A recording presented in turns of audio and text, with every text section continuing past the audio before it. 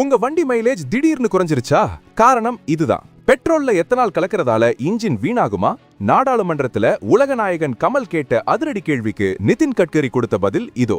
இப்போல்லாம் பெட்ரோல் போட்டா மைலேஜ் ரொம்ப குறையுது, வண்டி பவர் இல்லாம திணறுதுன்னு நிறைய புகார்கள் வருது.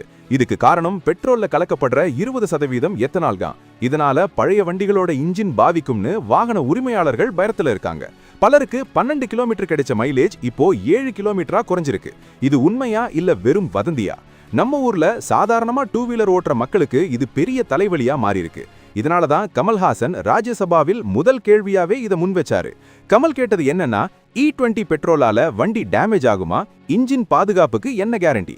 இதுக்கு மத்திய அமைச்சர் நிதின் கட்கரி கொடுத்த விளக்கம் என்னன்னா, மைலேஜ் குறையுங்கிறது உண்மைதான், ஆனா அது வெறும் 1 to 6% வரைக்கும் தான் இருக்கும். இன்ஜின் பாதிக்கப்படும்னு சொல்றதுல எந்த உண்மையும் கிடையாது. 1,00,000 கிலோமீட்டர் வரைக்கும் நாங்க டெஸ்ட் பண்ணிட்டோம், இதெல்லாம் வெறும் வதந்தி அப்படின்னு பதில் சொல்லியிருக்காரு. சுற்றுச்சூழலுக்கு இது நல்லதுன்னாலும் மக்களோட கவலை தீர்ந்தபாடில்ல. கமல் எழுப்பிய இந்த முதல் கேள்வி வாகன ஓட்டிகளின் குரலை டெல்லி வரை கொண்டு போயிருக்கு.